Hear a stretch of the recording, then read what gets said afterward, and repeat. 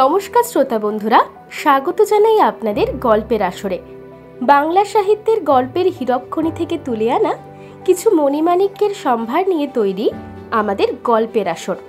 আমাদের আজকের গল্পটি লেখক সুকান্ত দাসের কলমে একটি রোমহর্ষক হত্যা রহস্য, যার নাম ডাবল খুনের রহস্য। আপনারা পুরো গল্পটা শুনে কমেন্ট করে বলে যান কেমন লাগলো। তাহলে বেশি কথা না বলে শুরু করা যাক আমাদের আজকের নিবেদন।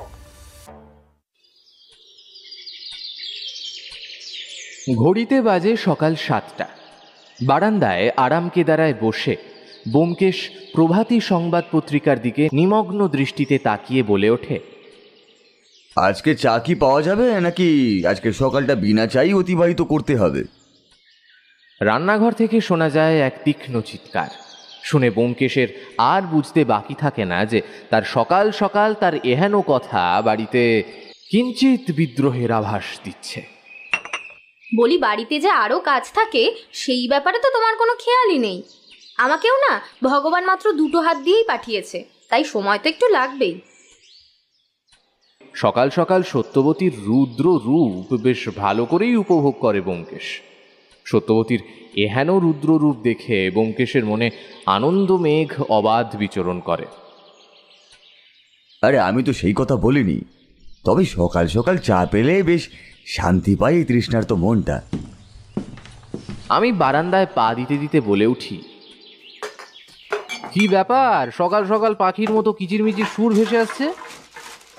সত্যবতী অভিমান মেশানো কণ্ঠে বলে ওঠে, আসলে ঠাকুরপো, কি বলো তো, ওই কেউ কেউ ভাবে যে ভগবান আমাকে অন্য মানুষদের চেয়ে না হাত পা আরও 2 করে বেশি দিয়েছে, তাই সবসময় আশা করে যে যখন যেটা চাইবে তখন সেটা মুখের গোড়ায় এনে দিতে হবে, আর একটু দেরি হলেই মহাভারত অশুদ্ধ হয়ে যায় কিনা তাই। ব্যোমকেশ নিরপরাধ দৃষ্টি নিয়ে বলে উঠল, আমি কিন্তু তোমাকে তেমন কিছুই বলিনি, শুধু তোমার দেরি হচ্ছিল তাই আমি তোমাকে জিজ্ঞাসা করেছিলাম। তুমি কি বলতে চেয়েছো আর কি বলেছো আমি সবই বুঝতে পারি, তাই আমার সাথে বেকার চালাকি করতে যেও না। সত্যবতীর কথা শুনে বেশ ভালোভাবেই আন্দাজ করতে পারলাম আবহাওয়ার গতিক ভালোর দিকে নেই। আমি বলে উঠলাম, আহা ঠিক আছে, তুমি এখন এসব কথা বাদ দাও, দাও দাও দেখি আমার চাটা দাও। সত্যবতী চায়ের ট্রে থেকে আমাকে চা দিতে দিতে বলল,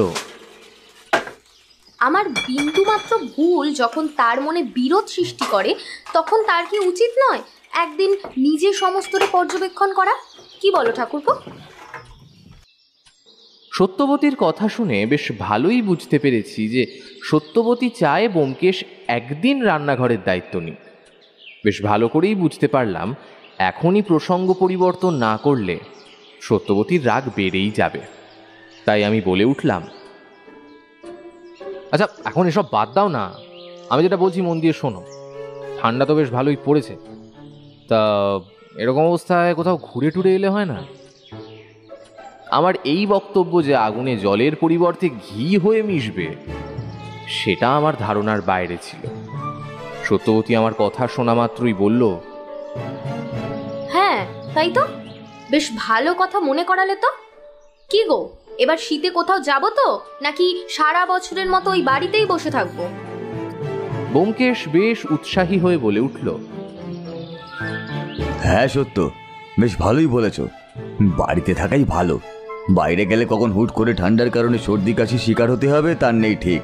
তার চেয়ে বরং বাড়িতে ভালো মন্দ রান্না করে খাওয়া যেতেই পারে। কি বলো অজিত? আমি আর কি বলবো সেটাই অনুধাবন করতে পারলাম না। আমি হতবাকের মতো ব্যোমকেশের কথা শুনছি আর সত্যবতীকে দেখছি। ওর মুখশ্রী ক্রমেই অগ্নিমূর্তি ধারণ করেছে, যেন আগ্নেয়গিরি থেকে লাভা উদ্গীরণ হতে চলেছে। আমার সন্দেহকে সঠিক করেই সত্যবতী বলে উঠল, আমার আগে থেকেই বুঝে যাওয়া উচিত ছিল যে তোমার মতো বেরসিক মানুষ কোথাও যেতেই চাইবে না। আমার বলাটাই বেকার। আমি তো এটাই ভুলে গিয়েছিলাম যে আমার গোয়েন্দা স্বামী সব সময় তার কেস নিয়েই ব্যস্ত থাকেন। পরিবারকে সময় দেবে এই বিষয়ে তার ফুরসত কই। কথাটা বলেই সত্যবতী মুখ ঘুরিয়ে হন হন করে রান্নাঘরের দিকে অগ্রসর হতে লাগলো। আমি শুধু দাঁড়িয়ে দাঁড়িয়ে এই দম্পতির মধুর কলহ উপভোগ করছিলাম। এই সব ভাবছি, হঠাৎ আমার ভাবনায় ছেদ ঘটিয়ে ব্যোমকেশ বলল, তোমার কি এখনই এই ঘুরতে যাওয়ার কথাটা না বললেই হচ্ছিল না অজিত? এমনি ছুটেছিল, আরো ছুটিয়ে দিলে। যদিও শুরুটা আমিই করেছিলাম। এই বলে ব্যোমকেশ একটা সিগারেট জ্বালিয়ে টান দিতে থাকলো। আমি নীরব হয়ে দাঁড়িয়ে রইলাম। আমার দাঁড়িয়ে থাকা দেখে ব্যোমকেশ আমার দিকে সিগারেট দেখিয়ে বলে, কি হবে নাকি একটা? না না, আমার লাগবে না, তুমিই খাও বরং। আমি বাইরের পরিবেশ প্রত্যক্ষ করছি আর ব্যোমকেশ মনের সুখে সিগারেট নিয়ে খবরের কাগজ দেখছে। ইতিমধ্যে আমাদের নীরবতা ভেঙে পাশে থাকা টেলিফোনটা টুং টুং করে বেজে উঠল। ব্যোমকেশ রিসিভারটা হাতে তুলে নিয়ে হ্যালো বলতে গিয়েও থমকে গেল। হ্যালো, হ্যাঁ। ব্যোমকেশের মুখ মুহূর্তের মধ্যেই ভিন্ন আকার ধারণ করল, যেন চিন্তার কালো মেঘ তাকে চারিদিক থেকে ঘিরে রেখেছে। কপালে ভাঁজ স্পষ্ট। ব্যোমকেশ আবারও বলে উঠল, হ্যালো, শুনুন, আপনি কে আমাকে বলুন। কিসের সাবধান? হ্যালো, হ্যালো, শুনছেন? হ্যালো। মুহূর্তের মধ্যেই ফোনটা কেটে গেল। ফোনটা যে সাধারণ ফোন ছিল না সেটা বোধগম্য হতে আমার বিশেষ সময় লাগলো না। খুব কৌতূহল নিয়েই আমি ব্যোমকেশকে বললাম, কি হয়েছে ব্যোমকেশ? কে ফোন করেছিল? কি বলল? কোনো খারাপ কিছু নাকি? কে করেছিল সেটা বলা আমার পক্ষে সম্ভব নয়, তবে এটুকু বুঝতে পারছি এটা একটা বিশেষ উদ্দেশ্য নিয়েই করা হয়েছে। কিন্তু সেই উদ্দেশ্যটা কি আমাকে খুঁজে বার করতেই হবে অজিত। মানে তুমি কি বলতে চাইছো? আমি তো কিছু বুঝতে পারলাম না। একটু পরিষ্কার করে বলো আসল ঘটনাটা কি, তাহলে বুঝতেও আমার সুবিধা হবে। আমি ফোনটা ধরে হ্যালো বলতে যাব, ঠিক সেই সময় ফোনের ওপাশ থেকে একটা কণ্ঠস্বর ভেসে এলো। কণ্ঠস্বরটা পুরুষালী কণ্ঠ, ওই বছর 50-এর কোনো ভদ্রলোকের হবে, এই যা শুনে মনে হলো। লোকটি বলল, আসবেন না, আপনার আসার কোনো প্রয়োজন নেই, আপনি না আসলেই ভালো, দূরে থাকুন। এইটা বলেই ফোনটা কেটে দিল। আমি কিছু বোঝার আগেই সবটা হয়ে গেল। কিন্তু এখন প্রশ্ন হচ্ছে, এই কাজটা কার আর কেনই বা এই কাজটা সে করলো?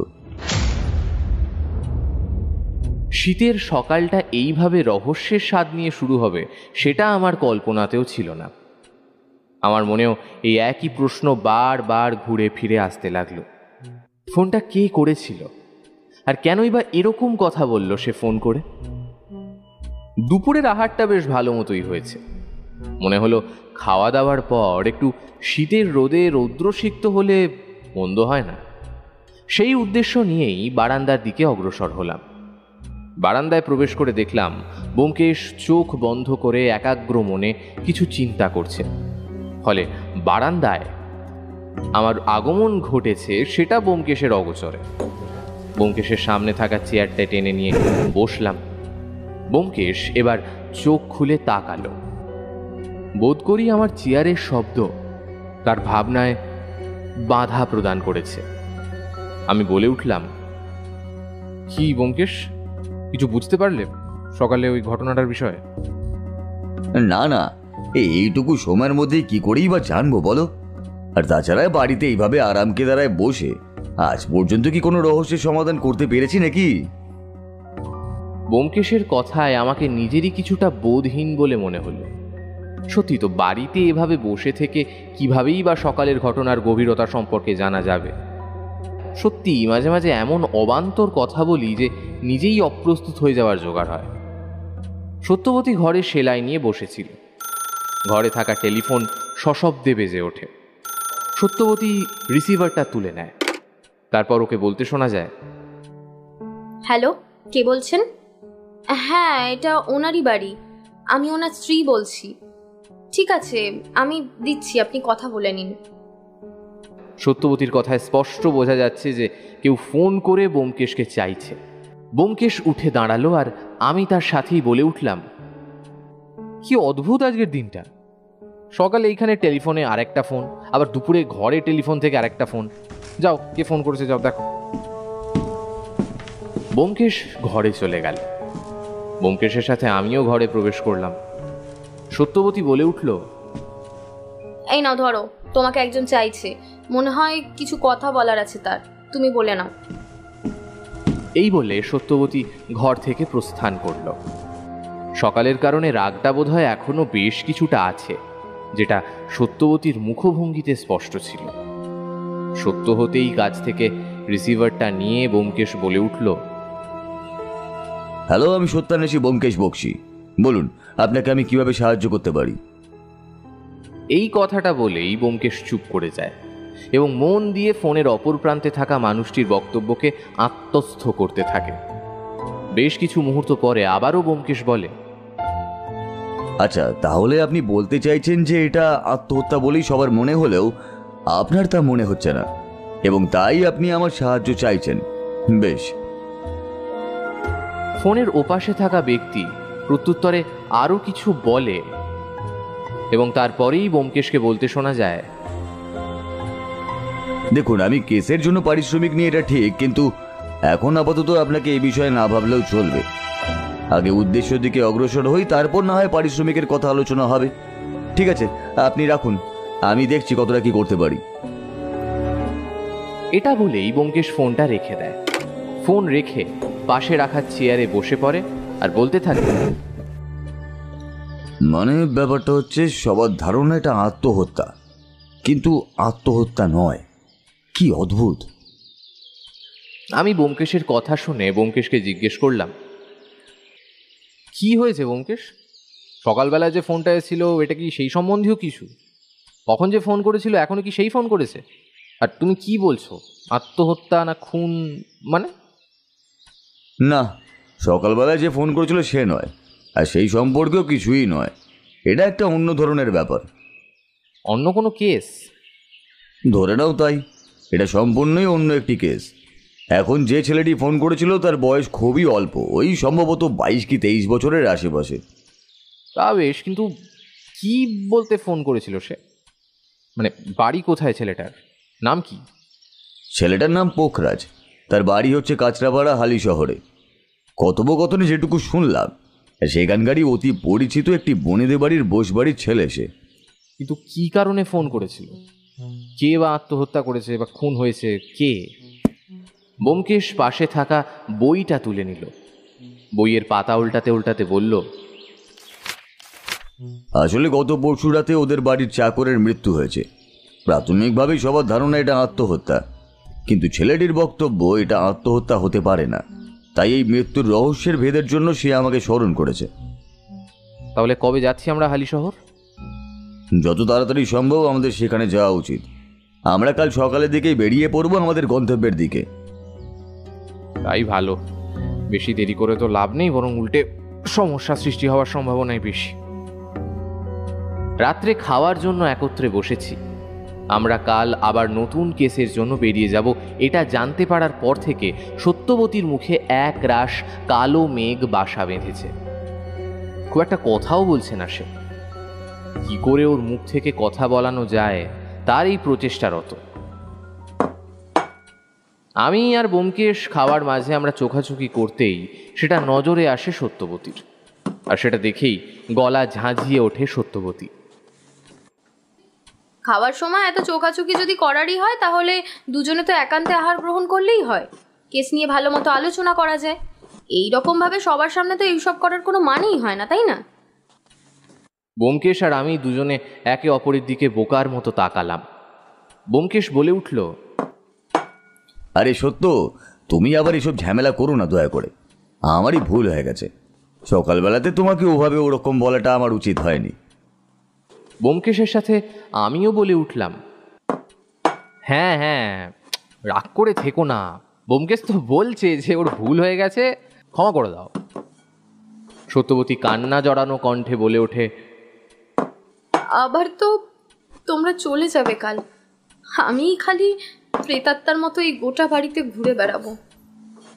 হে প্রাণপ্রিয়া, আমি তোমার মনের বিরহ সম্পর্কে অবগত হয়েছি, কিন্তু তোমাকে তো এটা বুঝতেই হবে যে আমাদের এছাড়া আর কিছুই করার নেই। পরের দিন সকালে সত্যবতীকে বিদায় জানিয়ে আমি আর ব্যোমকেশ রওনা দিলাম। বিদায় দেওয়ার সময় সত্যবতীর অশ্রুসিক্ত নয়নজোড়া আমাদের দৃষ্টিকে অতিক্রম করতে পারেনি কোনোভাবেই। ট্রেনে উঠে বসার জন্য বেগ পেতে বেশি সময় লাগেনি। বসার জায়গা পেয়ে ব্যোমকেশ একটা বই খুলে পড়তে লাগলো। আমি ব্যোমকেশকে বললাম, আমাদের এভাবে চলে আসাটা সত্যবতী ভালোভাবে নেবে না। বেরোনোর সময় চোখটা দেখোনি, জল ভরেছিল। সেটা জানি আমি খুব ভালো করি, কিন্তু পরিস্থিতির কারণে আমাদের যে মানসিকভাবে শক্ত হতেই হয়। কথাটা ব্যোমকেশ কিছু ভুল তো বলেনি। সত্যি তো, গন্তব্যস্থলে পৌঁছানোর পর আমাদের কোন পরিস্থিতির সম্মুখীন হতে হবে সেটা সম্পর্কে আমরা অবগত নই, কিন্তু আমাদের মনকে সর্বদা শক্ত রাখতে হবে যে কোনো পরিস্থিতিকে সামাল দেওয়ার জন্য, আর সেই পরিস্থিতির জাল থেকে বেরোনোর জন্য। আমি আবার প্রশ্ন করলাম, আচ্ছা ব্যোমকেশ, পোখরাজের কেন মনে হয় যে তার বাড়ির চাকরের মৃত্যু অস্বাভাবিক, তাকে কেউ খুন করেছে? সে কি এ বিষয়ে কোনো প্রমাণ পেয়েছে যাতে করে এ ব্যাপারে সে জোর দিয়ে বলছে? কথাটা তুমি মন্দ বলনি, তবে এই সব প্রশ্নের উত্তর আমরা তখনই পাবো যখন আমরা এই সমস্ত বিষয়টা নিজের সামনে থেকে উপলব্ধি করতে পারবো। যতক্ষণ না সেটা জানতে আমরা সক্ষম হচ্ছি, ততক্ষণ সময়ের ওপরই সবটা ছেড়ে দেওয়া ছাড়া আর কোনো উপায়ও নেই। ট্রেন চলেছে আপন গতিতে। বেশ কিছুক্ষণ পর আমরা কাঁচরাপাড়া স্টেশনে পৌঁছে গেলাম। সেখান থেকে রিক্সা নিলাম। বোস বাড়ি বলতেই রিক্সাগুলো একেবারে বাড়ির সামনে নামিয়ে দিল। নেমে ভালো করে দেখলাম বাড়িটাকে। সামনে বিরাট বাগান, তারপর বাড়ি। 2 তলা বিশিষ্ট বাড়ি। বেশ বনেদি পরিবারের বাড়ি বলেই মনে হচ্ছিল। বাড়ির দারোয়ান বোধ করি জানতো যে আমরা আজকে আসবো, তাই গেট খুলে দিয়ে আমাদের সামনে এসে দাঁড়ালো। ব্যোমকেশের দিকে তাকিয়ে বলে উঠল, আগে আপনি ব্যোমকেশ বাবু, তাই না? হ্যাঁ, নমস্কার, আমি সত্যান্বেষী ব্যোমকেশ বক্সী। দারোয়ান বোধহয় জানতো না যে আমি আসলে কে, তাই সে ব্যোমকেশকে প্রশ্ন করলো, আচ্ছা ব্যোমকেশ বাবু, বলছি যে আপনার পাশের ব্যক্তিটি কে বলুন তো? মানে উনার কথা তো আমাকে বলা হয়নি, তাই বলছি আর কি। উনি কি আপনার সাথেই এসেছেন? হ্যাঁ, উনি হচ্ছেন অজিত, আমার প্রাণের চেয়েও প্রিয় বন্ধু। তাই আমি যখন যেখানেই যাই না কেন, ও আমার সাথে আমার ছায়া হিসাবেই সর্বদা বিরাজ করে। দারোয়ান ব্যোমকেশের কথা বুঝতে পেরে আমাদের দুজনকে ভেতরে যাওয়ার অনুমতি দিল, আর যাওয়ার সময় বলল, আগে ব্যোমকেশ বাবু, আমি কিন্তু জানি আপনারা কেন এখানে এসেছেন। ব্যোমকেশ কিছু বলতেই যাবে, তার আগেই আমাদের সামনে বছর 22-23-এর একটি ছেলে এসে দাঁড়ালো আর বলল, আপনারা এসে গেছেন দেখে খুব ভালো লাগছে। চলুন ভেতরে যাওয়া যাক। ও দুঃখিত, আমি এখনো আমার পরিচয় দিইনি আপনাদের।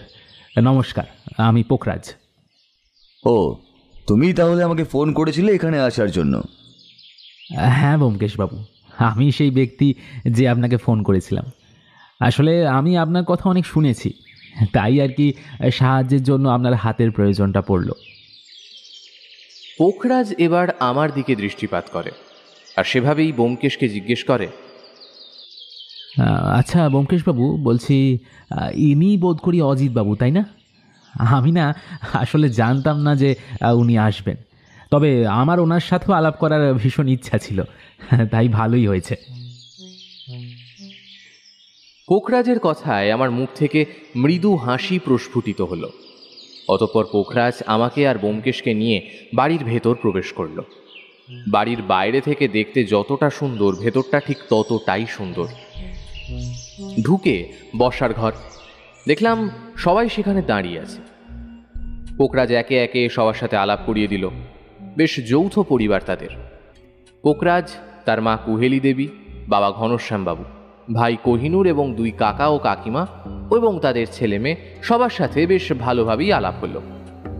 আলাপ শেষে পোখরাজ বলল, চলুন আপনাদের আমি এবার আমাদের বাড়ির প্রধান আমার দাদু শিবপ্রসাদ বোসের সাথে আলাপটা করিয়ে দিই। আমি এবার প্রশ্ন করলাম পোখরাজকে, আচ্ছা পোখরাজ, তোমার দাদু কি খুব বয়োজ্যেষ্ঠ না? মানে উনি নিজের ঘরেই আছেন, নিচে নেই, তাই আর কি? আরে না না অজিত বাবু, সেরকম কিছু নয়। আসলে দাদুর শ্বাসকষ্টজনিত সমস্যা আছে, আর যেহেতু আমাদের সুগন্ধি দ্রব্যের ব্যবসা, তাই দাদু আর ফ্যাক্টরিতে যান না, আর বাবা কাকাদের মধ্যে সব দায়িত্ব ভাগ করে দিয়েছেন। আর সদ্য সদ্য দাদুর 2বার হার্ট অ্যাটাকও হয়ে গেছে, তাই দাদু আর বেশি ঘর থেকে বের হন না আর কি। কথা বলতে বলতে আমরা শিবপ্রসাদ বাবুর ঘরের সামনে চলে এলাম।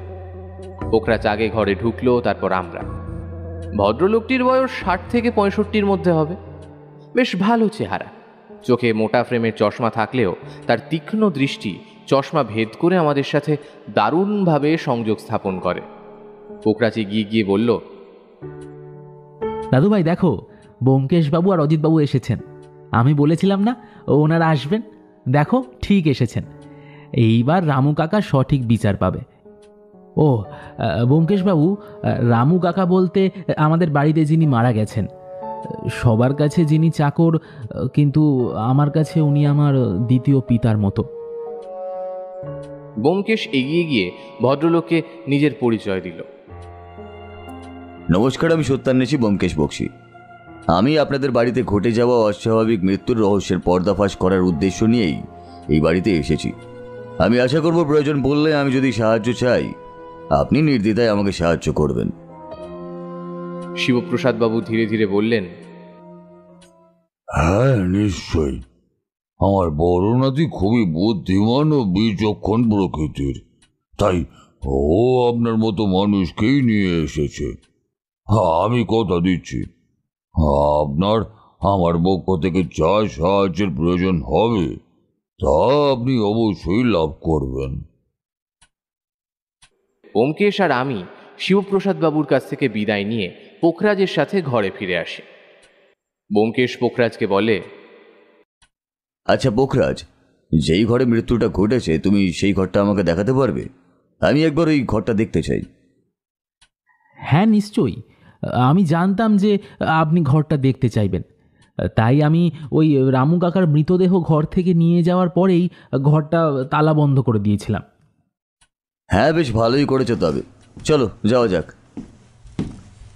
পোখরাজ নিজের পকেট থেকে একটা চাবি বের করে নিল, নিচের তলায় একটা ঘরের সামনে গিয়ে দাঁড়ালো। পোখরাজকে অনুসরণ করে আমরা ওই ঘরের সামনে গেলাম। পোখরাজ ঘরের তালাটা খুলে বলল, এই যে এইটা আমার রামু কাকার ঘর।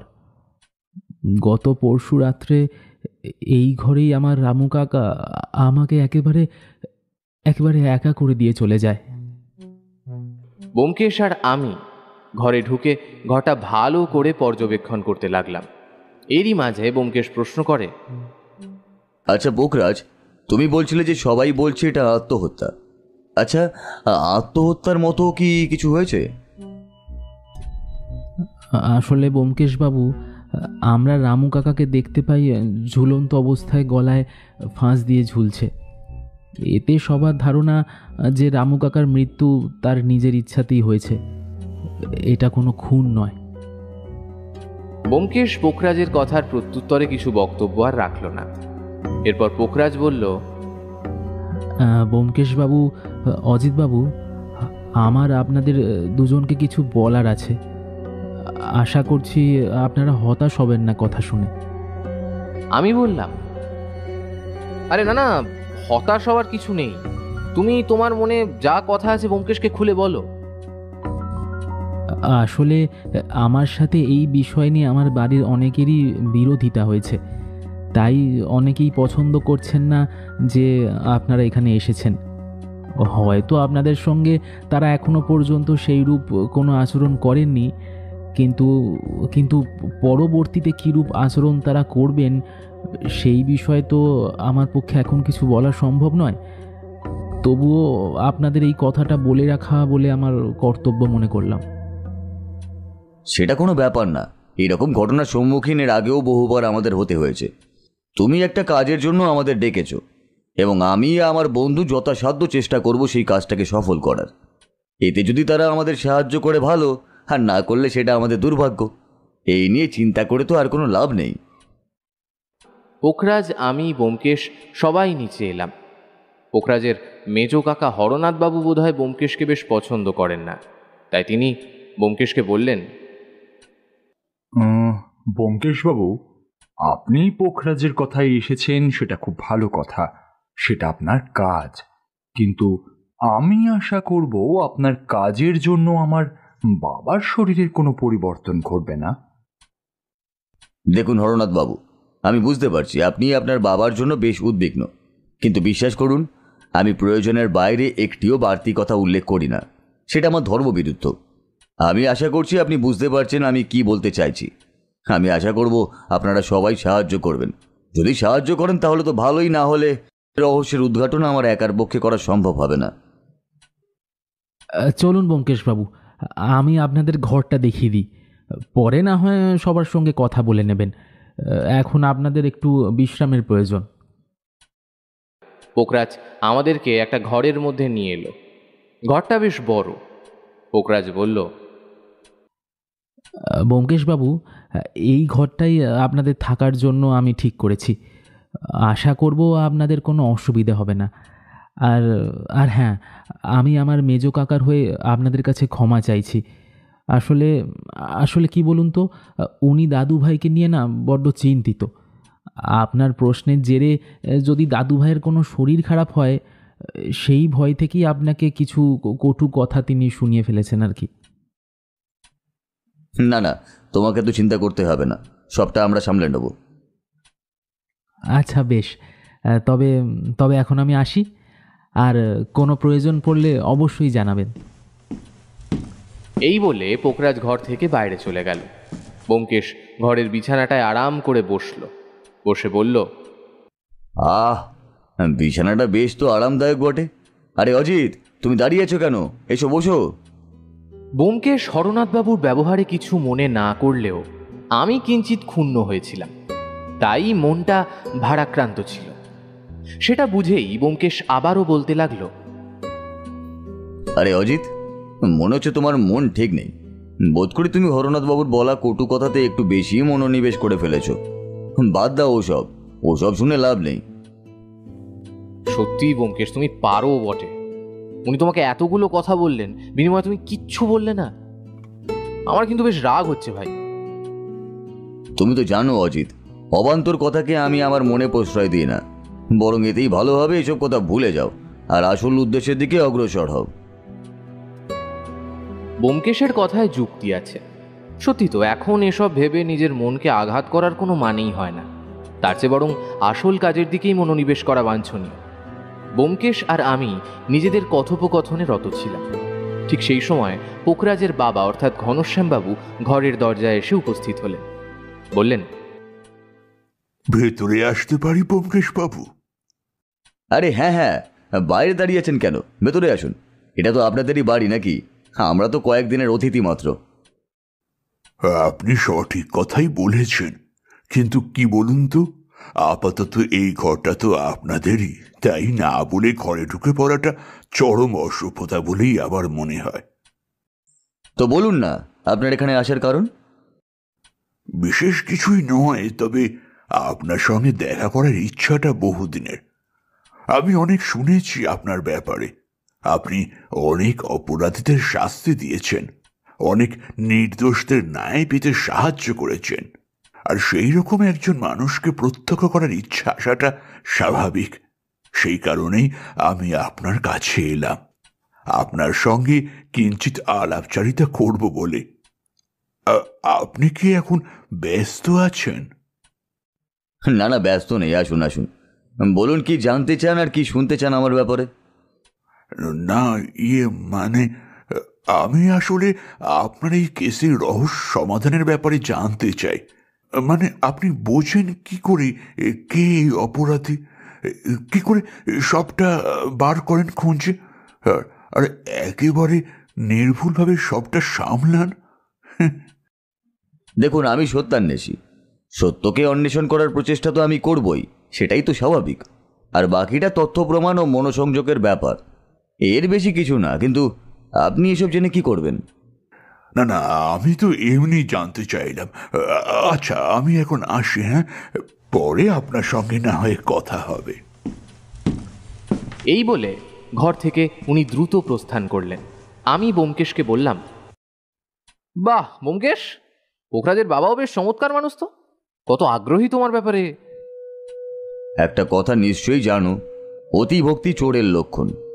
দেখো, ঘনশ্যামবাবুর বেশি আগ্রহী না আবার ওনার কাল হয়ে দাঁড়ায়। তার মানে কি বলতে চাইছো? এসব কিছুর মধ্যে ঘনশ্যামবাবুর হাত থাকলেও থাকতে পারে? অস্বাভাবিক তো কিছুই নয়, নিশ্চয়ই হতে পারে, তবে কারোর সম্পর্কে ঠিকঠাকভাবে না জেনে এরকম মন্তব্য করা উচিত না। সন্ধেবেলা ব্যোমকেশ সবাইকে বলে যে আলাদা আলাদাভাবে তাদের সাথে কথা বলবে, তাই সবাই যেন যথাসময়ে উপস্থিত থাকে। প্রথমে ব্যোমকেশ আর আমি যাই বাড়ির প্রধান অর্থাৎ শিবপ্রসাদ বাবুর কাছে। ওনার কাছে গিয়ে ব্যোমকেশ বলে, আমাকে আপনার কাছে আরও একবার আসতেই হলো। আসলে তদন্তের ব্যাপারে আপনার সাহায্যটা অত্যন্ত গুরুত্বপূর্ণ। আমি আশা করব আপনার কথা অনুযায়ী আপনি আমাকে সাহায্য করবেন। হ্যাঁ হ্যাঁ, নিশ্চয়ই সাহায্য করব। আমি যতটা জানি বা আমার যা মনে হয় সেটাকে আপনাকে অবশ্যই জানানো উচিত। বেশ, আপনি তো জানেন আমি কেন এখানে এসেছি। আপনার বাড়ির কাজের লোক রামচরণের মৃত্যুর রহস্য উদ্ঘাটন করার জন্য। এই মৃত্যুর ব্যাপারে আপনার কি বক্তব্য? রামু আমাদের বাড়িতে প্রায় 14-15 বছর ধরেই আছে। আমাদের যথেষ্ট মেনে চলে এবং আমরা যথেষ্ট তাকে ভালোই বাসি। কিন্তু হঠাৎ করে কেন যে এইভাবে চলে গেল সেই বিষয়ে আমি অবগত নই। বিশ্বাস করুন, আমরা যদি জানতাম যে রামুর মনে বিষাদের সৃষ্টি হয়েছে তাহলে তার পাশে অবশ্যই থাকতাম। দেখুন, আপনার বড় নাতি পোখরাজের কথা অনুযায়ী এটা নাকি খুন, আত্মহত্যা নয়। আপনারও কি ঠিক তাই মনে হয়? দেখুন, যতটা আমি শুনেছি রামুর মৃতদেহ সবাই দেখেছে ঝুলন্ত অবস্থাতেই, তাই সেদিক থেকে দেখতে গেলে এটা আত্মহত্যাই হবে। কিন্তু আমার বড় নাতি বুদ্ধিমান, বিচক্ষণ ছেলে, তাই ও যখন বলছে যে এটা খুনের ব্যাপার, আমি একেবারেই হালকাভাবে নিতে পারিনি সেটা। আর তার জন্যই আপনার এই বাড়িতে আসা।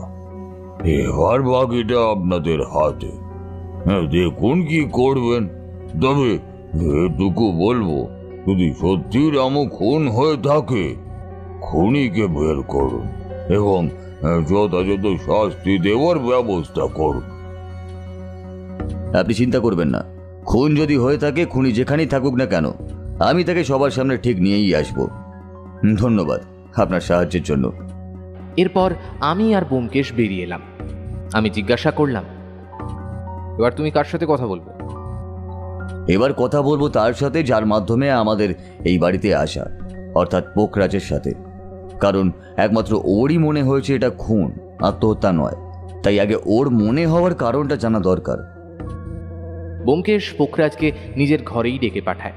পোখরাজ এসে বলে, হ্যাঁ বলুন ব্যোমকেশবাবু, আপনি কি জানতে চান? আমি আসলে এটাই জানতে চাই যে তোমার কেন মনে হচ্ছে রামচরণের মৃত্যু আসলে স্বাভাবিক মৃত্যু নয়, তাকে কেউ খুন করেছে। আর তুমি এত বিচলিত কেন ওনার ব্যাপারে? দেখুন ব্যোমকেশবাবু, আমি আপনাকে আগেও বলেছি যে রামু কাকা আমার দ্বিতীয় পিতার মতো। ছোটবেলা থেকে উনি আমাকে কোলে পিঠে করে মানুষ করেছেন।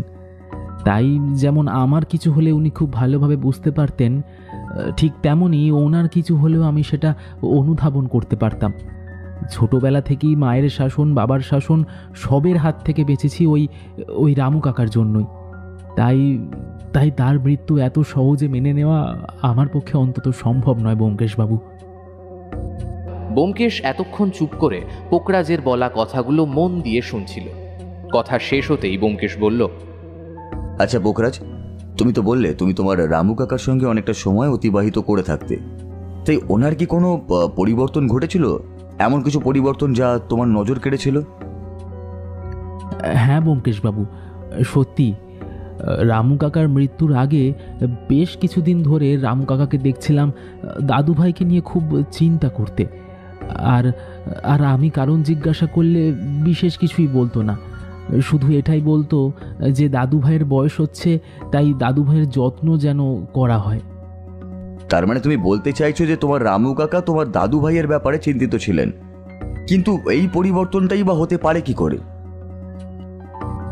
দেখুন, রামু কাকা আমার দাদু ভাইকে, আমাকে, আমাদের পরিবারের প্রত্যেক সদস্যকে সমানভাবে ভালোবাসতো। কিন্তু কিন্তু মৃত্যুর কিছুদিন আগে থেকেই দাদু ভাইয়ের প্রতি তার সংবেদনশীলতা সত্যিই চোখে পড়ার মতো ছিল। মনে হয়েছিল যে দাদু ভাইকে 2 হাত দিয়ে আঁকড়ে রাখতে পারলে বোধহয় কাকু সবচেয়ে খুশি হতো।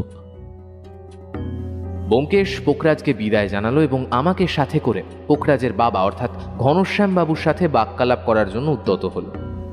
পোখরাজের থেকে জানা গেল যে ঘনশ্যাম বাবু বই পড়ছে, তাই ব্যোমকেশ ঠিক করলো সে নিজেই যাবে ঘনশ্যাম বাবুর সাথে দেখা করতে। ঘরে গিয়ে দেখলাম ঘনশ্যাম বাবু একটি বইকে ভালোভাবে পর্যবেক্ষণ করছে। আমাদের পায়ের শব্দে তার কাজে বিঘ্ন ঘটল। আরে ব্যোমকেশ বাবু, আসুন। আমি জানি আপনি কি জন্য এসেছেন, তবু প্রশ্নগুলো আপনার মুখ থেকে শোনাটাই আমি বেশি পছন্দ করব। বলুন, কি জানতে চান? আপনাদের বাড়ির পুরনো কাজের লোক রামচরণের মৃত্যু সম্পর্কে আপনার কি অভিমত সেটাই জানতে চাই। বেশ, তবে শুনুন। রামচরণ মারা গেছে এটা শুনেই তৎক্ষণাৎ আমরা সবাই রামচরণের ঘরে যাই। গিয়ে দেখি রামচরণের মৃতদেহ ঝুলন্ত অবস্থায়। এটা দেখে বোঝাই যাচ্ছে যে এটা আত্মহত্যা ছাড়া আর কিছুই হতে পারে না। কিন্তু আমার ছেলের তো আবার সব বিষয়ই বাড়াবাড়ি, তাই এই সাধারণ আত্মহত্যাকে তার খুন বলে মনে হচ্ছে। ফলস্বরূপ সে তদন্তের জন্য আপনাদেরকে নিয়োগ করেছে। ঘনশ্যামবাবুর বক্তব্য শোনার পর ব্যোমকেশ আর আমি ঘর থেকে বেরিয়ে চলে এলাম। একে একে ব্যোমকেশ সবার সাথেই কথা বলল। সবার সেই একই বক্তব্য যে এটা নিছক একটা আত্মহত্যা, এছাড়া আর কিচ্ছু নয়। শুধু শুধু সময় অতিবাহিত করছি আমরা। রাত্রি আহারাদি শেষ করার পর নিজেদের ঘরে বসে আছি আর ব্যোমকেশ পায়চারি করছে। আমি ব্যোমকেশকে জিজ্ঞেস করলাম, কি ব্যোমকেশ, কিছু বুঝতে পারলে এখনো পর্যন্ত? রহস্যের জাল ক্রমশ ঘনীভূত হচ্ছে অজিত। এই মুহূর্তে কিছুই বোঝা সম্ভব নয়। যত তাড়াতাড়ি সম্ভব এই জালকে ভেদ করতেই হবে। আমি আর ব্যোমকেশ নিজেদের মধ্যে কথোপকথনে রত, ঠিক সেই সময় কোথাও একটা চিৎকার ভেসে এলো। তড়িঘড়ি দরজা খুলে বাইরে বেরোলাম। কিছু সময়ের মধ্যেই বুঝতে বাকি রইল না যে আওয়াজটা শিবপ্রসাদ বাবুর ঘর থেকে এসেছে, তাই দৌড়ে সেদিকে গেলাম। ঘরের সামনে গিয়ে দেখি দরজা ভেতর থেকে বন্ধ, কিন্তু চিৎকার আসছে। কোনো রকমে দরজা ঠেলাঠেলি করার পর দরজাটা খুলল।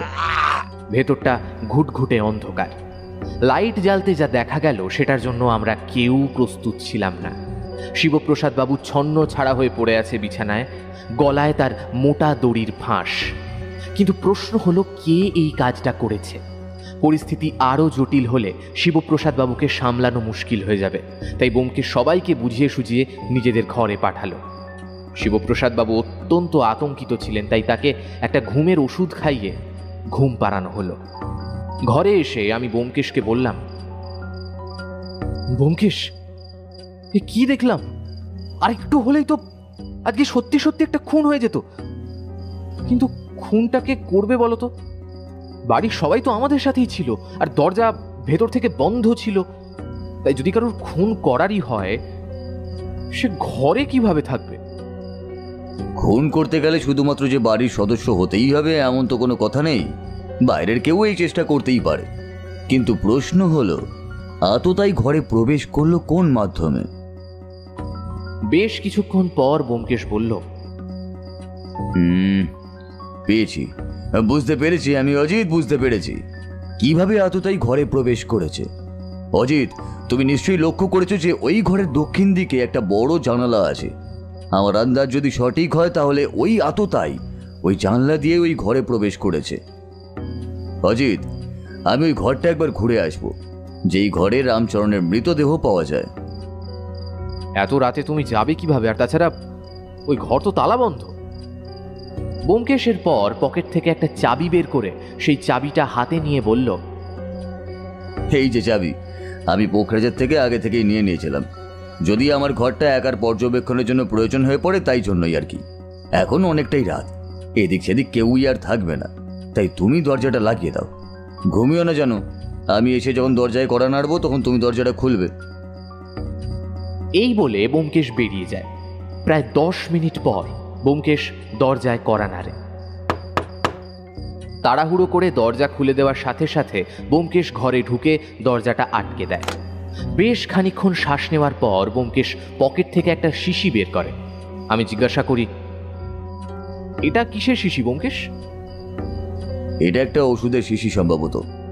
এই ওষুধ কোনোভাবে রামচরণের খাবারে মিশিয়ে দেওয়া হয়েছিল, যার কারণেই রামচরণ নিস্তেজ হয়ে পড়েছিল। পরদিন সকালে ঘুম ভাঙল প্রায় 7:30 নাগাদ। আড়মোড়া ভেঙে উঠে বসতে দেখলাম ব্যোমকেশ বেশ পরিপাটি হয়েই রয়েছে। আমি তাকে জিজ্ঞাসা করলাম, উঠে পড়ে তৈরি হয়েছে যে, কি কোথাও যাচ্ছ নাকি তুমি? হ্যাঁ, আমি উঠে পড়েছি, অনেকক্ষণই হলো। যাই একটু বেরিয়ে আসি। তাছাড়া এই বাড়ির আরও একজনের সঙ্গে কথা বলা হয়নি গতকাল, তার সাথেও কথা বলবো। গতকাল কার সাথে কথা বলা হয়নি সেটা জিজ্ঞাসা করায় ব্যোমকেশ জানালো, এই বাড়ির বাগান পরিচর্যা করার জন্য যে মালি আছে, ব্যোমকেশ তার সাথে কথা বলতে যাচ্ছে। যাওয়ার সময় ব্যোমকেশ বলল, আমি বেরোচ্ছি অজিত, তুমি আরও খানিকক্ষণ বিশ্রাম করো, ফিরে এসে তোমাকে আমি সবই জানাবো। প্রায় মিনিট 45 পর ব্যোমকেশ ঘরে এলো। তারপর ব্যোমকেশের থেকে আমি যা শুনলাম বা জানতে পারলাম, সেই সব বিষয় ভাবনা আমার কল্পনাতেও আসেনি। তারপর আমি আর ব্যোমকেশ ঘর থেকে বেরোলাম। ব্যোমকেশ আর আমি কথা বলতে বলতে ঘনশ্যামবাবুর ঘরের পাশ দিয়ে যাব, এমন সময় দেখলাম ঘনশ্যামবাবু অত্যন্ত উদ্বিগ্ন হয়ে একজনকে ফোন করলেন। প্রথমবার অপর প্রান্তের ব্যক্তি ফোন ধরলেন না।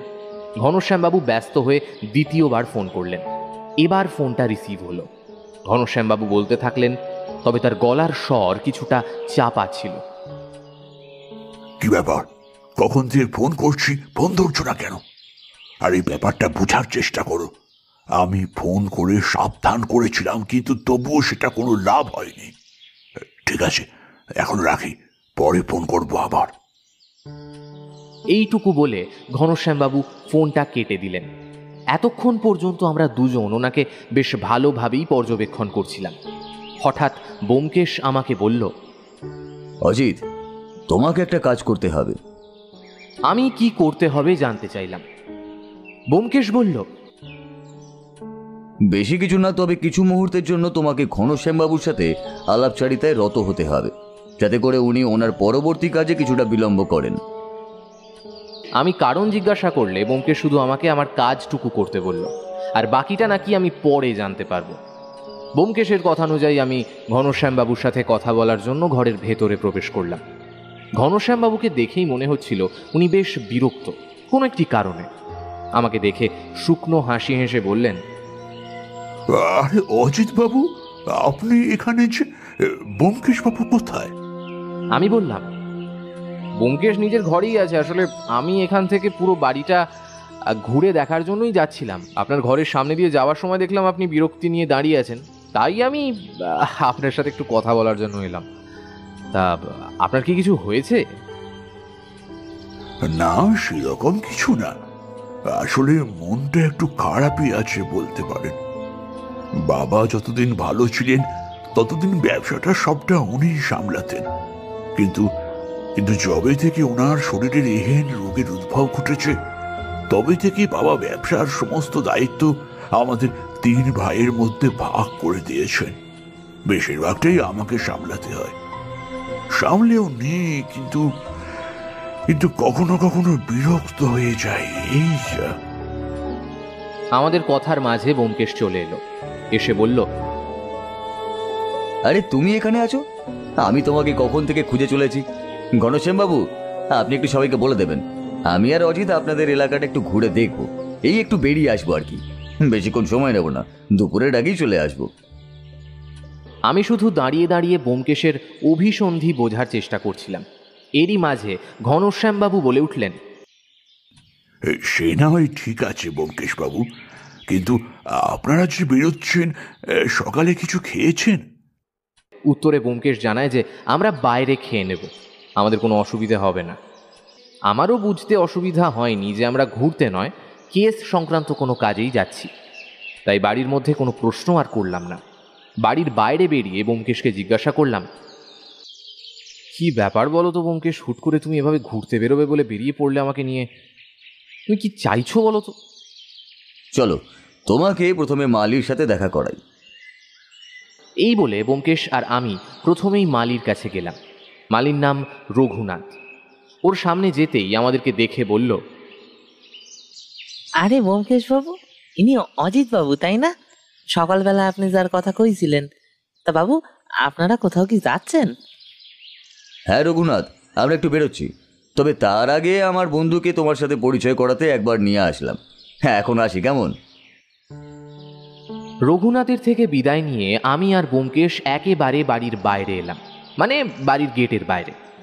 রাস্তায় বেশ কিছুটা এগোনোর পর ব্যোমকেশ আমাকে জিজ্ঞাসা করল, আচ্ছা অজিত, একটা কথা বলো তো, রঘুনাথের সঙ্গে কথা বলার সময় তুমি কি কিছু অদ্ভুত ব্যাপার লক্ষ্য করেছিলে কি? কই না তো, সেরকম কিছু তো লক্ষ্য করার মতো বলে মনে হলো না। তবে হ্যাঁ, একটাতে অদ্ভুত লাগলো। আমি জানি যে এই বাড়ির সুগন্ধি দ্রব্যের ব্যবসা, কিন্তু তাই বলে বাড়ির মালিকের গা থেকে সুগন্ধির গন্ধ বেরোচ্ছে, এটাই যে একটু অস্বাভাবিক লাগলো। হ্যাঁ, আমারও তাই মনে হয়েছিল। তবে বাদ দাও, এখন আমরা যেখানে যাচ্ছি সেখানেই যাওয়া যাক। আমি কোথায় যাব জিজ্ঞাসা করলে প্রত্যুত্তরে ব্যোমকেশ জানায় যে আমরা প্রথমে থানায় যাব, তারপর একজনের বাড়ি যাব, ও সেখান থেকে আরও একজন প্রসিদ্ধ সুগন্ধি ব্যবসায়ীর বাড়ি যাব। আমি কারণ জানতে চাইলে ব্যোমকেশ জানায়, সময় হলেই সমস্তটা জানতে পারবে। এখন শুধু এটুকুই বলতে পারি, আমরা যদি এখন না বের হই তাহলে হয়তো আরও অনেক প্রাণ চলে যাবে, আর সেটা কিছুতেই হতে পারে না। ব্যোমকেশের কথা শুনে আর বৃথা বাক্য ব্যয় না করে প্রথমে থানায় গেলাম। থানায় গিয়ে বড়বাবুর সামনে দাঁড়ালাম। নমস্কার, আমি সত্যান্বেষী ব্যোমকেশ বক্সী। আমার একটু সাহায্যের দরকার আপনাদের, তাই আপনাদের কাছে আসা। থানার বড় সাহেব বোধহয় অনেকটা চমকে গিয়েছিলেন। ব্যোমকেশ যে তার সামনে থাকবে সেটা বোধহয় তিনি কল্পনা করেননি, তাই তড়িঘড়ি চেয়ার থেকে উঠে দাঁড়িয়ে বললেন, নমস্কার নমস্কার, আমি এই থানার বড় বাবু কৌশিক তালুকদার। আমি তো ভাবতেই পারিনি যে আপনি এইভাবে থানায় চলে আসবেন। তা বলুন, আপনাকে কিভাবে সাহায্য করতে পারি? অতঃপর ব্যোমকেশ থানার বড় সাহেবকে প্রয়োজনীয় কিছু কথা বলল। বড়বাবু বললেন, সবই বুঝলুম, কিন্তু আপনার কাছে সমস্ত প্রমাণ আছে তো? মানে প্রমাণ ছাড়া কিন্তু পুলিশ কোনো কাজই করে না। সেই ব্যাপারে আপনি বিন্দুমাত্র চিন্তা করবেন না। সত্যান্বেষী ব্যোমকেশ বক্সীও প্রমাণ ছাড়া একটা কথাও বলবে না। বেশ বেশ বেশ, ঠিক আছে। আমার আপনার প্রতি বিশ্বাস আছে। আমি জানি যে আপনি যা করেন তার পেছনে কোনো না কোনো কারণ নিশ্চয়ই থাকবে। চলুন যাওয়া যাক। এই বলে ব্যোমকেশ, আমি, বড়বাবু ও আরও একজন পুলিশ কর্মী মিলে বেরিয়ে পড়লাম। ব্যোমকেশের নির্দেশনায় বেশ খানিকক্ষণ পর একটা বাড়ির সামনে গাড়ি থামল।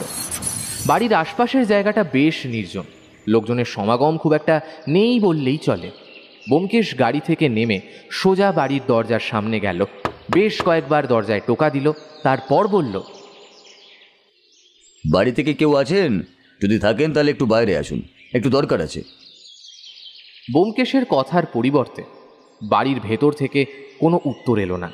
ব্যোমকেশ আবারও দরজায় টোকা দিতে লাগলো আর একই কথা বলতে লাগলো। বেশ কয়েকবার টোকা পড়ার পর দরজা খোলার শব্দ শোনা গেল। দরজার ভেতর থেকে বেরিয়ে এলেন অল্প বয়সী একজন সুন্দরী মহিলা। যতটা না অবাক আমাদেরকে দেখে হয়েছেন, তার থেকে দ্বিগুণ অবাক হয়েছেন আমাদের সাথে পুলিশকে দেখে।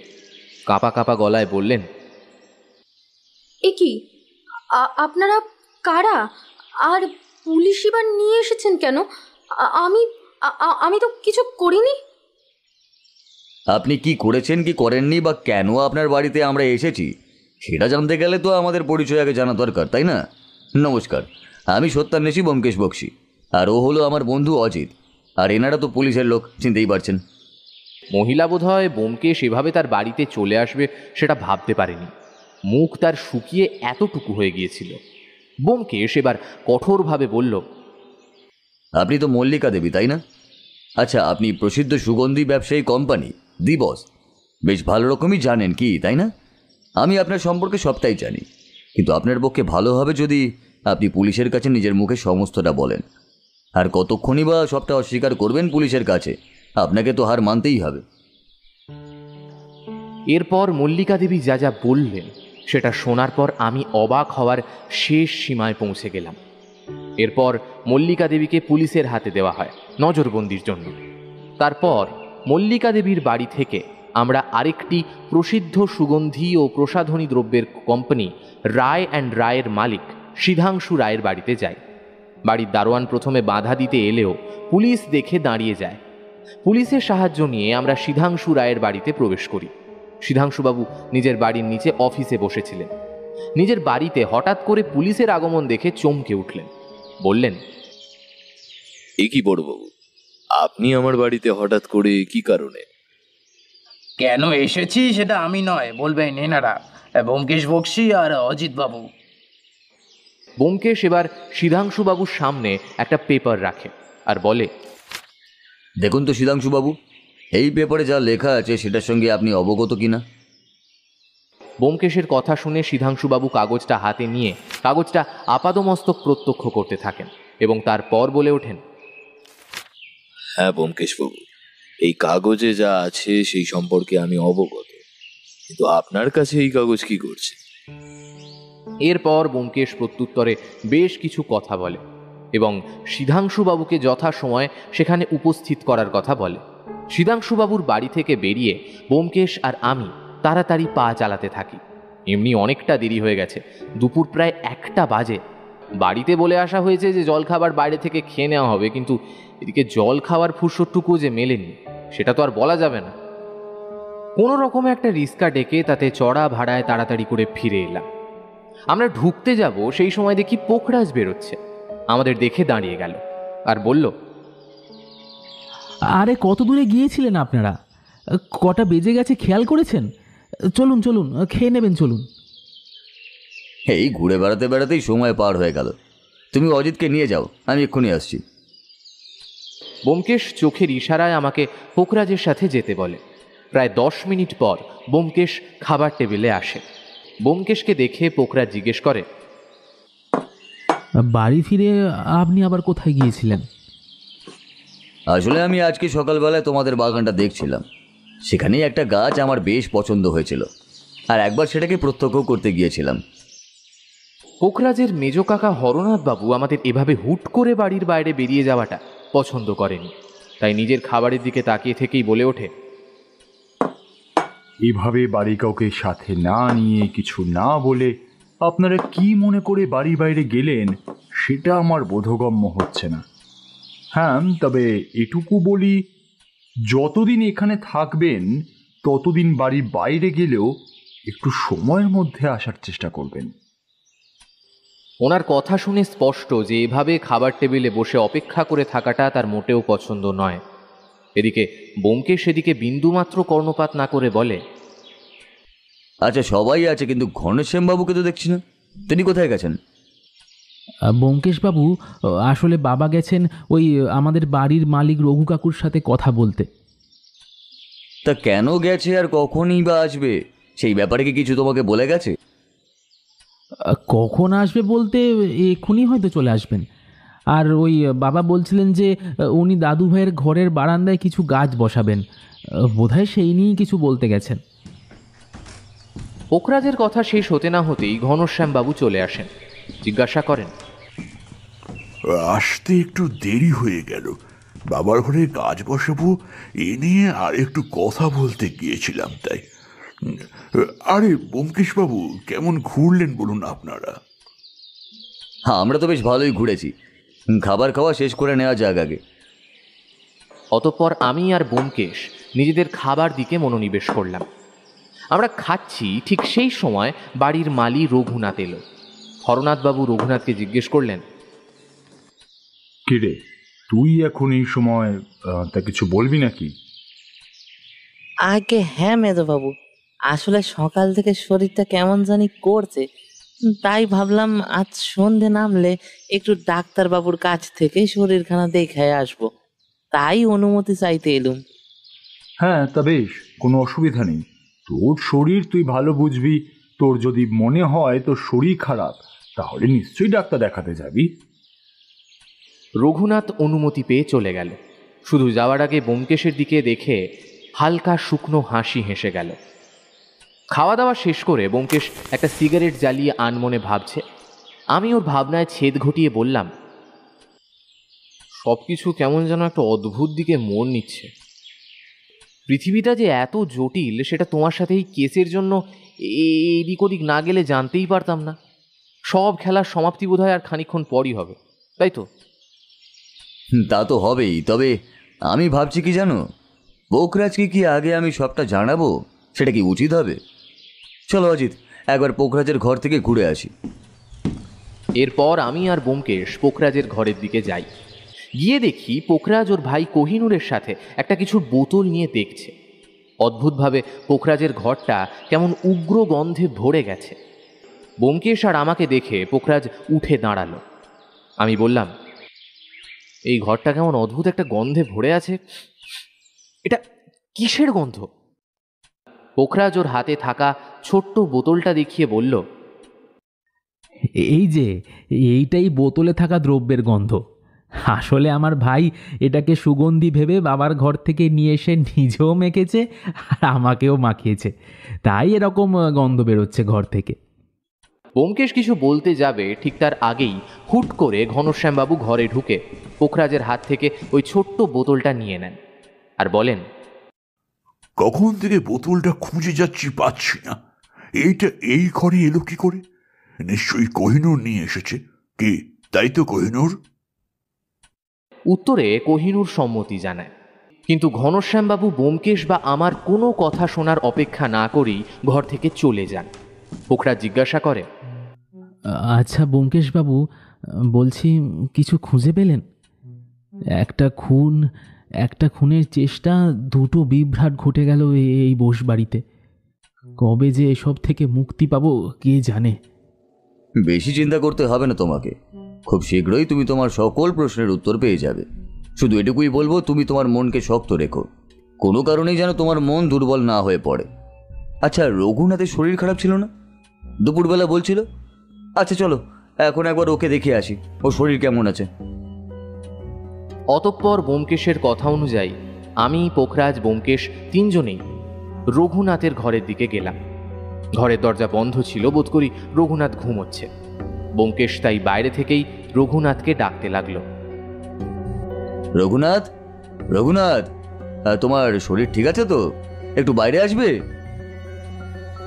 বেশ কয়েকবার ডাকাডাকির পরও যখন রঘুনাথ সাড়া শব্দ দিল না, তখন ব্যোমকেশ দরজা ধাক্কানোর চেষ্টা করে গেল, কিন্তু অদ্ভুতভাবেই দরজা ভেজানো ছিল মাত্র। তাই ব্যোমকেশ দরজায় হাত দিতেই দরজা খুলে যায়। ব্যোমকেশ, আমি আর পোখরাজ ভেতরে গিয়ে যা দেখি, সেটা দেখার জন্য কোনোভাবেই আমরা প্রস্তুত ছিলাম না। রঘুনাথ গলায় দড়ি দিয়ে আত্মহত্যা করেছে। পোখরাজ রঘুনাথের এই অবস্থা দেখে নিজেকে ধরে রাখতে পারল না, মাথায় হাত দিয়ে মেঝেতে বসে পড়ল আর বলতে লাগলো, প্রথমে রামু কাকা, তারপর দাদুর ওপর হামলা, তারপর শেষে রঘু কাকুর আত্মহত্যা। আচ্ছা আচ্ছা ব্যোমকেশবাবু, সবটাই কি কাকতালীয়? এটাও কি সম্ভব? অজিত, তুমি পুলিশে খবর দাও আর ওদেরকে আসতে বলো। আর পোখরাজ, সমস্ত সত্যিটাই একটু আগে আমার কাছে উদ্ঘাটন করা উচিত ছিল, তাহলে হয়তো এই মানুষটা এইভাবে শেষ হতো না। তুমি চলো পোখরাজ, আর সবাই সবটা জানবে। ঘনশ্যামবাবু বললেন, এইভাবে রঘুনাথ চলে যাবে বুঝতে পারিনি ব্যোমকেশ বাবু। আচ্ছা, আপনি এখন নাকি সমস্ত সত্যি বলবেন? কি জানতে পেরেছেন বলুন না। হ্যাঁ অবশ্যই, সমস্ত সত্যিই তো জানাবো বলেই আপনাদেরকে ডেকেছি, কিন্তু তার জন্য এত তাড়াহুড়োর তো কোনো দরকারই নেই। আর আপনি এত ঘামছেন কেন বলুন তো? ব্যোমকেশের কথা শুনে ঘনশ্যামবাবু তাড়াতাড়ি ঘামটা মুছে নিয়ে বলেন, আসলেই ব্যোমকেশ বাবু, আমার একটু গরম করছে কিনা, তাই আর কি ঘাম বেরিয়েছে। শুধু কি তার জন্যই ঘাম বেরিয়েছে, নাকি পরপর প্রত্যক্ষ ও পরোক্ষভাবে দুটো খুন এবং একটা খুনের চেষ্টা ধরা পড়ে যাবার ভয়েই তাই আপনার কপাল থেকে ঘাম বেরোচ্ছে? হরনাথবাবু বলে উঠলেন, ব্যোমকেশ বাবু, আপনি যা বলার একটু পরিষ্কার করে বলুন। দাদা কি এইসবের সাথে কোনোভাবে জড়িত আছে? আপনার দাদা জড়িত নেই, বরং বোসবাড়ির এই পুরো রহস্যের জালটাই আপনার দাদার নিজের হাতেই তৈরি করা। পোখরাজ জিজ্ঞাসা করল, মানে আপনি আমার বাবার সম্পর্কে সব কি বলছেন? আপনি আপনি যা বলছেন তার যথাযথ প্রমাণ দিন, না হলে কোনোভাবেই বিশ্বাস করতে পারবো না যে আমার বাবা এই সবটার মূলে রয়েছে। আমি জানি পোখরাজ, সত্যিটা মানতে তোমার কষ্ট হবে, তাই তোমাকে আগে থেকেই বলেছিলাম যাই হয়ে যাক না কেন নিজের মনকে সর্বদা শক্ত রাখবে। আর রইল প্রমাণের কথা, ব্যোমকেশ বক্সী আজ পর্যন্ত কোনো কেসে প্রমাণ ছাড়া কথা বলেছে সেটাকেও বলতেই পারবে না, আর এই ক্ষেত্রেও তার ব্যতিক্রম হবে না। ঘনশ্যামবাবু এবার চিৎকার করে উঠলেন, আমি যে এইসবের মূলে আছি সে কথা আপনাকে কে বলেছে? আপনি শুধু শুধু আমার নামে চাঁদা বানিয়ে বানিয়ে বলছেন। ঠিক আছে, এবার আমি এক এক করে সমস্ত কিছু বলা শুরু করছি। যদি মাঝখানের কোনো কিছু ভুল হয় তাহলে আপনি ঠিকটা বলে দেবেন ঘনশ্যামবাবু। গত পরশু দিনের আগের দিন রাত্রে আপনাদের বাড়ির কাজের লোক রামচরণের মৃত্যু হয়। পরদিন সকালে প্রথমে আমার কাছে একটা ফোন আসে। ফোন করে আমাকে শুধুমাত্র বলা হয় আসবেন না, আসলে আপনার বিপদ, সাবধান হয়ে যান। প্রথমে আমি বুঝতে পারিনি এই ফোনটা কে করেছে। তারপর দুপুরে পোখরাজ ফোন করে। ফোনটা আমার স্ত্রী ধরে এবং তারপর আমাকে দেন। দেওয়ার পরে পোখরাজ জানায় যে তার বাড়ির পুরনো কর্মচারী রামচরণের মৃত্যু ঘটেছে, আর তার মনে হয় সেই মৃত্যুটা আত্মহত্যা নয় বরং খুন। আর সত্যি বলতে এটাই সত্যি, পোখরাজের সন্দেহই ঠিক। রামচরণ আত্মহত্যা করেনি, রামচরণকে খুন করে তারপর তাকে এমনভাবে ঝুলিয়ে দেওয়া হয়েছিল যাতে দেখে মনে হয় যে এটা একটা শুধুমাত্র আত্মহত্যা। প্রথমে রামচরণ বাবুর খাবারে কিছু মিশিয়ে দেওয়া হয় যাতে হালকা নিস্তেজ হয়ে পড়ে, তার জন্য একটা ওষুধও ব্যবহার করা হয়েছিল। এইটুকু বলার পর ব্যোমকেশ পকেট থেকে একটা শিশি বের করে, তারপর বলতে শুরু করে, আর অদ্ভুতভাবে শিশির ঢাকনাটা পেয়েছি এই বাড়ির মালি রঘুনাথের ঘর থেকে। রঘুনাথ প্রথমে রামচরণের খাবারে এই শিশি দিয়ে এই ওষুধটা মিশিয়ে দেয় যাতে রামচরণ নিস্তেজ হয়ে যায়। তারপর তাকে শ্বাসরোধ করে হত্যা করে এবং ঝুলিয়ে দেয় যাতে মনে হয় এটা আত্মহত্যা। রঘুনাথ যে গলায় রুদ্রাক্ষের মালা পরে সেই মালা আমি গতকাল রাত্রে রামচরণের ঘরে দেখেছি, কিন্তু রঘুনাথ কোনোভাবে জেনেছিল যে ওই ঘরের তালা খোলা, তাই সেই সুযোগে সদ্ব্যবহার করে সে মালাটা নেওয়ার জন্য ঘরের দিকেই আসছিল। তাই আমি শুধুমাত্র ওষুধের শিশিটুকুই নিতে পেরেছিলাম। আর আমার প্রমাণ ছাড়াও আরও একটা প্রমাণ আছে, রঘুনাথ সমস্ত কিছুই লিখে গেছে তার শেষ চিঠিতে। এরপরে আসছি শিবপ্রসাদ বাবুকে খুনের চেষ্টা, এটাও করেছিল রঘুনাথ নিজেই। ব্যোমকেশের কথা শুনে হরনাথ বাবু চোখ বড় বড় করে বলে উঠলেন, কি, রঘুনাথই আমার বাবাকে খুনের চেষ্টা করেছিল? হ্যাঁ হরনাথ বাবু, রঘুনাথ হলো সেই যে আপনাদের বাগানের আম গাছ দিয়ে উঠে আপনার বাবার ঘরের জানলা দিয়ে ঢুকে নারকেল গাছে ওঠার জন্য ব্যবহার করা দড়ি দিয়ে আপনার বাবাকে শ্বাসরোধ করে খুন করতে এসেছিল। কারণ আপনার বাবার ঘরের উত্তর দিকে জানলা দিয়ে আপনাদের বাড়ির বাগানের আম গাছ দিকেই চললে একমাত্র ঢোকা যায়। আর আপনাদের বাড়ির মালিক গাছে চড়ার ব্যাপারে বেশ ভালোই। দুঃখ সেটাই যে আমি আজ সকালেই বুঝেছিলাম।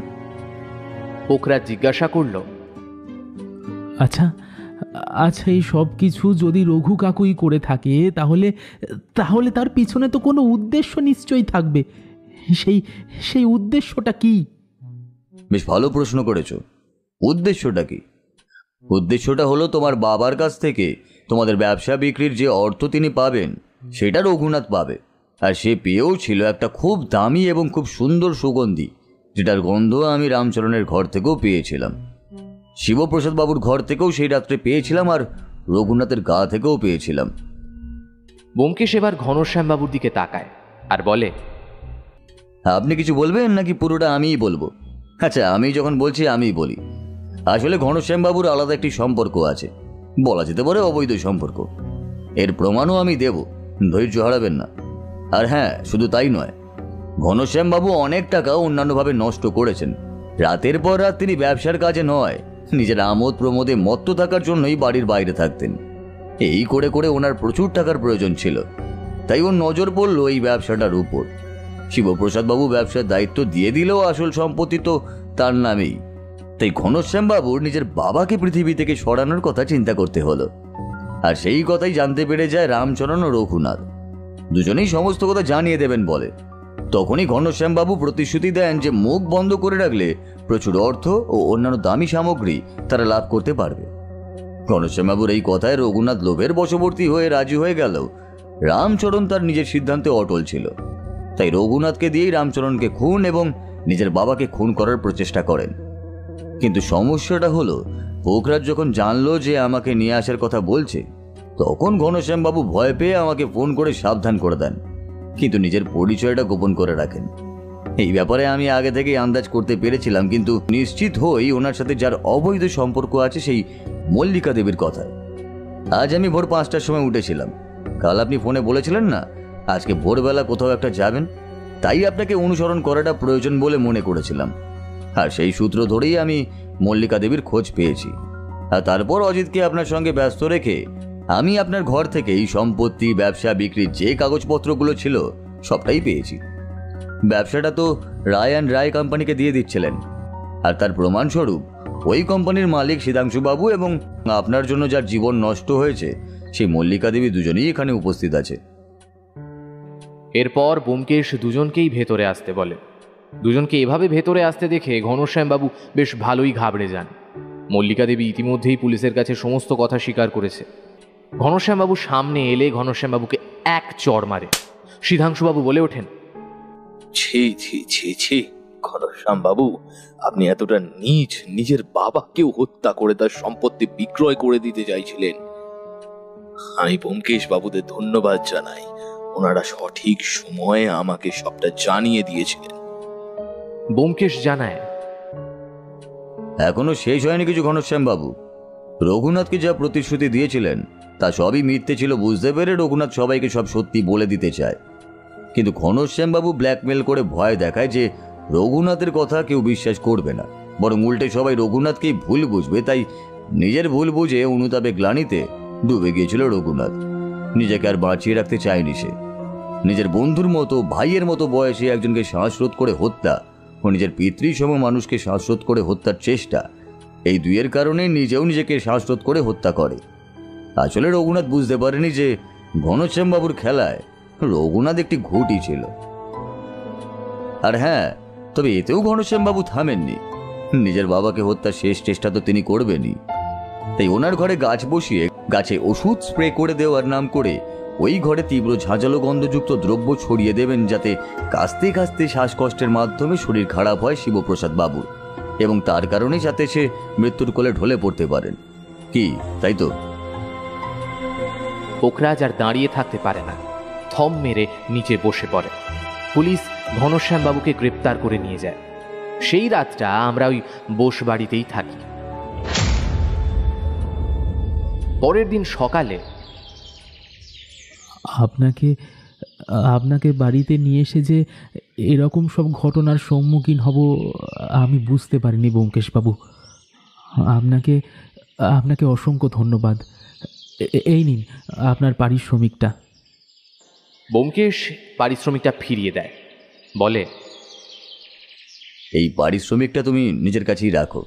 সবসময় টাকা পয়সা দিয়ে সব কিছু যে হয় না, নিজেকে সামলে রেখো। এখন এই বাড়িতে তোমাকেই সব থেকে বেশি প্রয়োজন।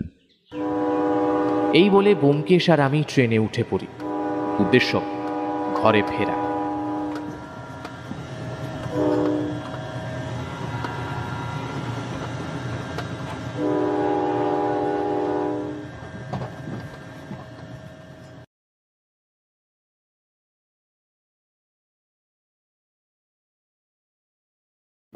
আজকের মতো আমাদের গল্পের আসর এখানেই শেষ হলো।